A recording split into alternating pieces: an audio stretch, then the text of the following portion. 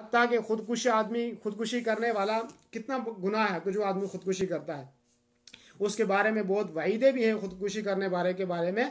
लेकिन खुदकुशी करने वाला भी इंशाल्लाह जन्नत के अंदर जाएगा, इसलिए कि वो अहले सुन्नत वल जमात का ये अकीदा है कि खुदकुशी करने वाला हमेशा हमेशा के लिए जहन्नमी नहीं है। समझ में आ रही बात? इसलिए कि वो मुसलमान है, और मुसलमान है इसलिए उसको आपने कफनाया है, उसको आपने गुस्ल दिया है, उसका आपने जनाजा पढ़ा है, उसको आपने मुसलमानों के कब्रस्तान में दफन किया है, तो ये मुसलमान की अलामत है, वो मुसलमान है। इंशाअल्लाह उसको जो सज़ा है वो मिलने के बाद इंशाअल्लाह वो जन्नत के अंदर दाखिल होगा।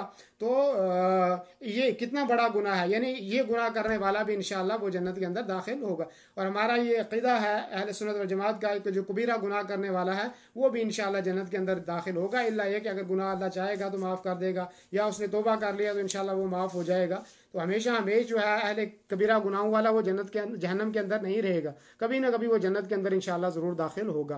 क्या मौलाना साहब मोटरसाइकिल पर भी ज़कात देनी है? नहीं जी, मोटरसाइकिल पे ज़कात नहीं है, वो आपकी इस्तेमाल की चीज़ है। इल्ला ये कि अगर आपने मोटरसाइकिलों की दुकान खोली है और आपके पास इतना माल है, उसकी इंशाअल्लाह कल वजाहत आएगी कि अगर किसी के पास तिजारत का सामान है तो कितना होगा, तो उसके ऊपर वो ज़कात जो है वो वाजिब हो जाएगी।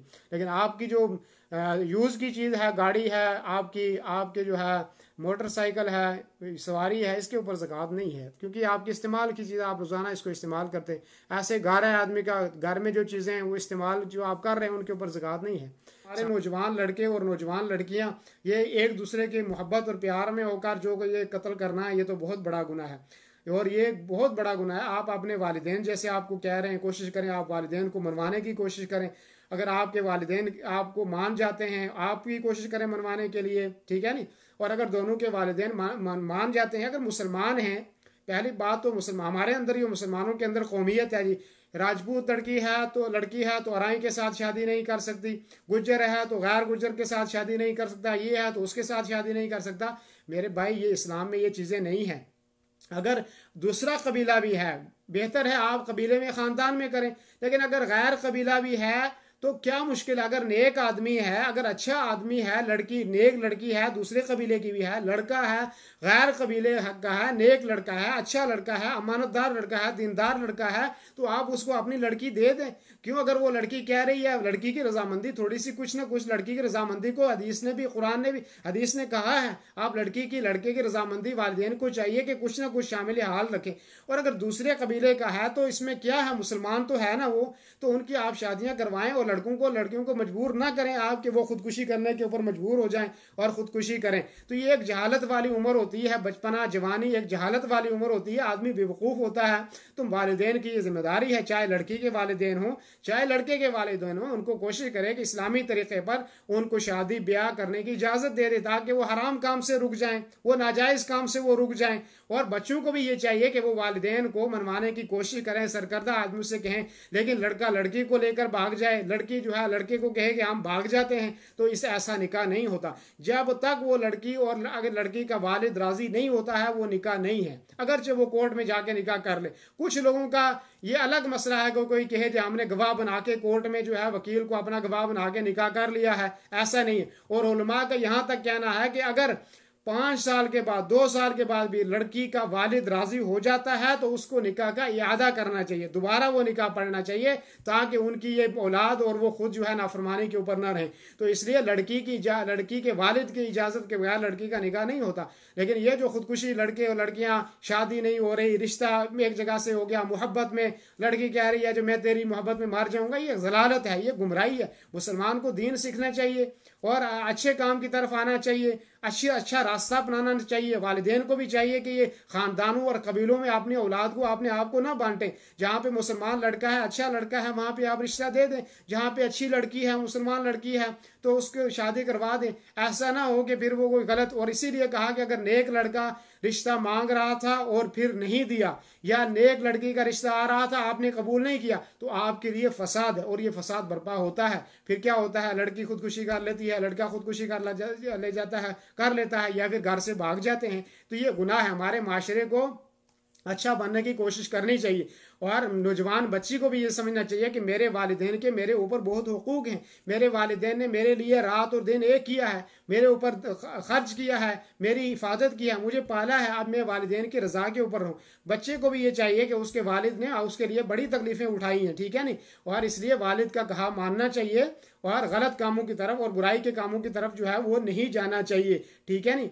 तो ये चीज़ें हमें सोचने की ज़रूरत है। तो इसलिए ये जो गलत किस्म की दोस्तियां हैं, नाजायज़ ताल्लुकात हैं, इन चीज़ों को नहीं अपनाना चाहिए। रफ़ुल यदैन जायज़ है या नहीं? है रफ़ुल यदैन सुन्नत है।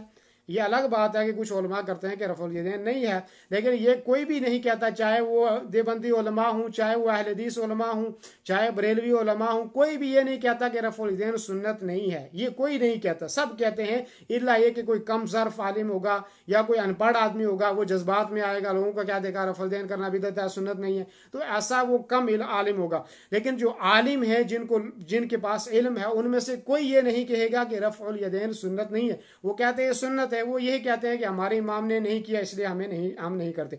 लेकिन ये है कि अल्लाह के रसूल की सुन्नत है, मनसूख नहीं है, शुरू से लेकर आखिर तक सहाबा ने किया है, करते रहे हैं, और बहुत सारी हदीसें मौजूद हैं। तो इसलिए रफ़ुल यदैन करना चाहिए नमाज के अंदर, और जब सुन्नत है तो आपको सुन्नत अदायगी करने में सवाब है, आपको करना चाहिए। और ऐसा नहीं कि अगर आप कोई हनफी था, उसने रफ़ुल यदैन सुन्नत कर लिया तो वो अब हनफी नहीं रहेगा, ऐसी बात भी नहीं है। तो रफ़ुल यदैन सुन्नत है, आदमी को करना चाहिए, जायज़ है, सवाब है, उसके अंदर करना चाहिए।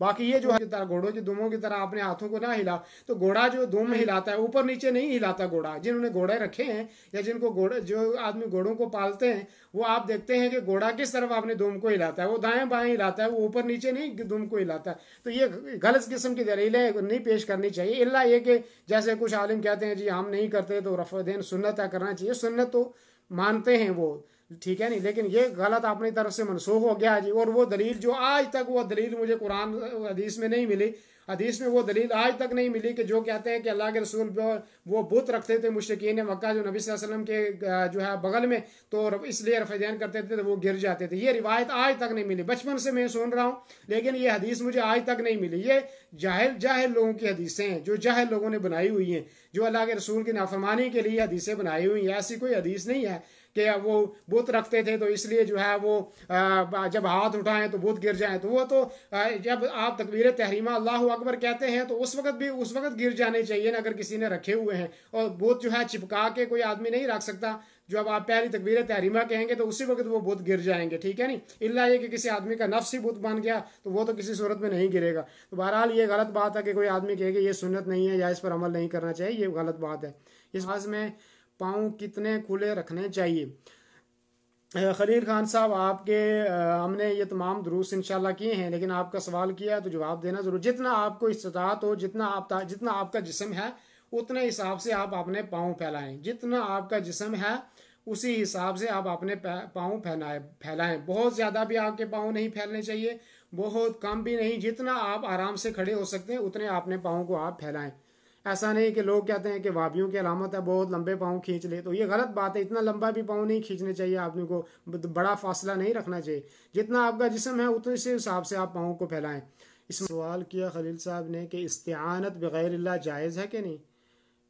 देखें जी खलील साहब, इस्तिआनत के दो किस्में हैं। एक इस्तिआनत या मदद वो है कि मिसाल के तौर पर उन चीज़ों में किसी से मदद ली जाए कि जो वो कर सकते हैं। मिसाल के तौर पर आप किसी अपने भाई से कह रहे हैं कि मुझे 2000 रुपये दे दो, वो भाई आपकी मदद कर सकता है, ठीक है नहीं, तो ये तो जायज़ है।